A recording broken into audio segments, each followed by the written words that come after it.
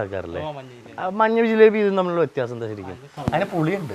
അത് മൈദ പൊളിപ്പിച്ചിട്ട് തലേദിവസം പുളിപ്പിച്ച് നോക്കി, ഈസ്റ്റിട്ട് പുളിപ്പിക്കും അല്ലേ?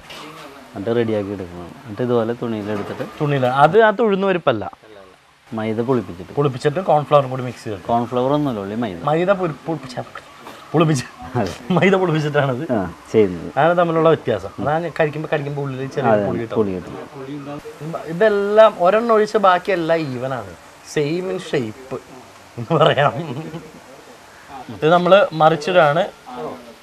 ഒരുവിധം ഒരു സൈഡ് പാകമാകുമ്പോഴത്തേക്കും നമ്മൾ മറിച്ചിടും. അപ്പോൾ ഞാൻ ഉണ്ടാക്കിയത് തന്നെ ഇങ്ങനെ ജിലേബി എന്നൊക്കെ പറയാൻ പറ്റില്ല, എങ്കിലും എന്തെങ്കിലും പറയാം. എന്നെ പറയാന്നല്ല.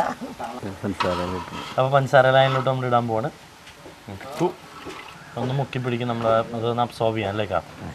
ഇനിയിപ്പോൾ നമ്മൾ ഇപ്പോഴത്തേക്ക് പെട്ടെന്ന് കോരുമല്ലേ? അതുകൊണ്ടാ ലഡു ഉണ്ടാക്കുന്നതിനേക്കാളും എളുപ്പം ജിലേബി ഉണ്ടാക്കാനാണ്. ചെറിയൊരു ഐഡിയ മതി. പിന്നെ നമ്മുടെ കളവരുത് ഇങ്ങനെ ഞാൻ കണ്ടില്ലേ, സെപ്പറേറ്റ് നല്ല വെറൈറ്റി ആയിട്ട് ഇല്ലേ, അതുപോലെയൊക്കെ അറിഞ്ഞു കഴിഞ്ഞാൽ പെട്ടെന്ന് തന്നെ ഉണ്ടാക്കാം. ഇല്ലെങ്കിൽ ത്രികോണം എന്നല്ല സ്റ്റാറിലൊക്കെ ഉണ്ടാക്കാം, ഇഷ്ടമുള്ള ഷേപ്പിലൊക്കെ ഉണ്ടാക്കാം വീട്ടിലുണ്ടാക്കുകയാണെങ്കിൽ. എനിക്കൊരു പ്ലേറ്റ് ഇട്ടിട്ടുണ്ട്. പ്ലേറ്റിലോട്ട് ഞാൻ ജിലേബി എടുത്തിടാൻ പോവാണ് നമ്മുടെ. അപ്പോൾ എൻ്റെ ജിലേബി അടിയിലുണ്ട്. ആഹാ ഇപ്പോൾ മനസ്സിലാവും എന്താ വ്യത്യാസം. ഇത് മതി. ബാക്കി ഞാൻ ഇത് കഴിഞ്ഞിട്ട് ഇത് കണ്ടോ, അതെ നമ്മുടെ ജിലേബി. ഇത് കഴിഞ്ഞ് ഞാനിപ്പോൾ നമ്മുടെ ഇത് പിടിക്കും, നമ്മുടെ ലഡു പിടിക്കുമല്ലോ ഏട്ടപ്പോൾ തന്നെ. അപ്പം അതിനുമ്പോൾ ഞാൻ ജിലേബി കഴിക്കട്ടെ. അതാണ് എൻ്റെ ജിലേബി, ഞാൻ ഉണ്ടാക്കിയ ജിലേബി. ഇതെന്താ ചൂടുണ്ട്. ചൂടോട് കഴിക്കുമ്പോൾ നല്ല ക്രിസ്പി ആയിട്ട് കഴിക്കാം. ഉള്ളിലോട്ട് പാനി കയറിയിട്ടുണ്ട്. ചൂടോടെ കഴിച്ചാൽ വേറെ ടേസ്റ്റാണ്, അല്ലാണ്ട് കഴിച്ചാലും വേറെ ടേസ്റ്റാണ്.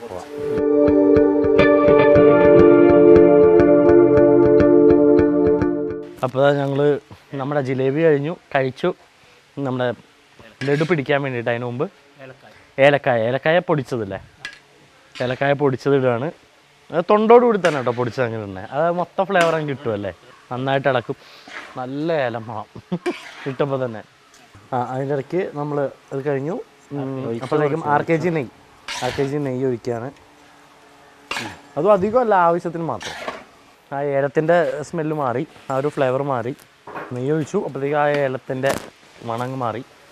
ഇനിയിപ്പോൾ നമ്മൾ അങ്ങോട്ട് പിടിച്ച് വെക്കുകയാണ്. ഇനി ട്രെയിലോട്ട് ഇതിനകത്തോട്ട് നമ്മൾ കുറച്ചെടുത്ത് മാറ്റാൻ പോവാണ് ഈ ട്രെയിലോട്ട്. ആഹാ, ഇപ്പം തന്നെ മറ്റേ ലെമൺ റൈസൊക്കെ പോലെ കാണാൻ. ഇപ്പം തന്നെ അങ്ങ് എടുത്ത് പിടിച്ചങ്ങ് തിന്നാൻ തോന്നുന്നു. ഡ്രൈ ആണ്, ഇത്തിരി കട്ടിയുണ്ട്. നമ്മുടെ ലഡുമണി, പഞ്ചസാര പൊടി ലഡു എല്ലാം പറയാം.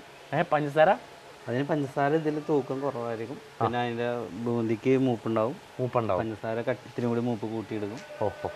വ്യത്യാസം പ്രിപ്പറേഷനിലുള്ള വ്യത്യാസം ഉണ്ട് കേട്ടോ. അപ്പോൾ നമ്മൾ ഇത് അങ്ങോട്ട് ട്രൈ എടുക്കുകയാണ്. അവിടെ നിന്ന് നമ്മൾ ലഡു പിടിക്കാൻ പോവാം.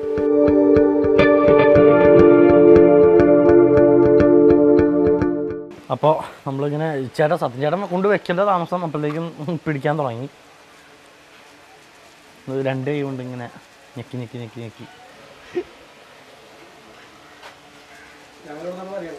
നന്നായിട്ട് കണ്ടോ. നല്ലൊരു എന്താ പറയുക, എക്സസൈസ് പോലെ. നമ്മൾ ജിമ്മിൽ ഫോർ ആംസിൽ അടിക്കണ പോലെ മറ്റേ അടിക്കില്ല. അതിന് ലഡു ഉണ്ടാക്കിയാൽ മതി. ഫിംഗർ അടിക്കുന്ന സെറ്റപ്പിൽ ലഡു. അതിങ്ങനെ ഒരു ജഗ്ലിങ്ങും ഉണ്ട് അല്ലേ, ചെറിയ രീതിയിൽ. നല്ല ഒരു ഉണ്ട ഇങ്ങനെ ആയി. ഇപ്പം എന്തായാലും ചേട്ടാ ഞാൻ കഴിക്കുകയാണ് ഈ ഒരു രൂപത്തിൽ. എനിക്കറിയില്ല. ബിസ്മില്ലായ റഹ്മാൻ റഹീം കഴിക്കും.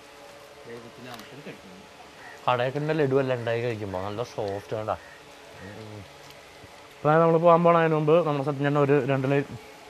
കണ്ണിണയിൽ കവിത നെയ്യും ചുണ്ടിണയിൽ കവിത മൂളും വാനിടത്തിൽ പാറിപ്പറക്കണ തത്തമ്മേ പെണ്ണേ ഞാനൊരു കാര്യം ചൊല്ലാമോ.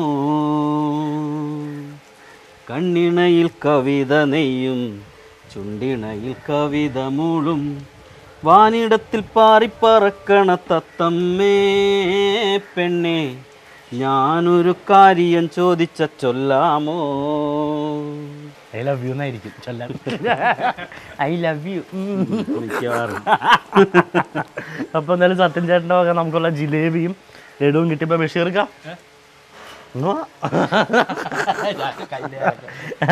അപ്പോൾ കണ്ടല്ലോ, ഇങ്ങനെയാണ് മാഞ്ഞാലിയിലെ ഒരു കുടിൽ വ്യവസായം ഇപ്പോൾ നമ്മളെടുത്തു. ഇവിടെ ഇനി ഇത് കൊണ്ട് അലുവയുണ്ട്, അതുപോലെ പല പല സംഭവങ്ങളും ഉണ്ട്. നല്ല മധുരം, നല്ല സോഫ്റ്റ്. ഇതൊക്കെ ഇങ്ങനെ ഡയറക്റ്റായിട്ട് ഉണ്ടാക്കുമ്പോൾ വന്ന് വാങ്ങിച്ചു കഴിഞ്ഞാൽ പെട്ടെന്ന് നമുക്ക് ഇങ്ങനെ അങ്ങ് തീരും, അപ്പം തന്നെ തീരും. നല്ല ബെസ്റ്റ് ഷുഗറൊക്കെ മനസ്സിലാവാം. ഇങ്ങനെയല്ല, അത് എൻ്റെ ടേസ്റ്റും അറിയാം, നല്ല രുചിയാണ്. നല്ല ചൂടോടെ കഴിച്ച് കഴിഞ്ഞാൽ ആ ഒരു അതാണ് കഴിച്ച മനസ്സിലായില്ലേ. അപ്പോൾ ഇക്ക എന്തായാലും വളരെ നന്ദിയുണ്ട്. ഇത് മാഞ്ഞാലിയിൽ നമ്മുടെ ബഷീർ ഖാൻ്റെ വീടാണ്. ഇവിടെ ഇതുപോലെ തന്നെ കുറേ കുടിൽ വ്യവസായങ്ങളുണ്ട്, നമുക്ക് ഇനിയും കാണാം അല്ലേ ഇക്ക? അപ്പം താങ്ക് യു. മാഞ്ഞാലിയുടെ പുരോഗതി കുടിൽ വ്യവസായമാണ്. ഇങ്ങനെ നമുക്ക് സ്വയം തന്നെ എന്താ ഓരോ വീട്ടിലും തുടങ്ങി കഴിഞ്ഞാൽ നമുക്കുള്ള ഇൻകം ആവും, എല്ലാ രീതിയിലും മുന്നോട്ട് പോകാനും പറ്റും. അതായത് ജപ്പാനിൽ ഇലക്ട്രോണിക് സാധനങ്ങൾ ഉൽപ്പാദിപ്പിക്കുന്ന പോലെ തന്നെയാണ് ഇവിടെ ഇതുപോലുള്ള സാധനങ്ങൾ. വ്യത്യാസം അതാണ്. കാണാം. അപ്പോൾ താങ്ക് യു.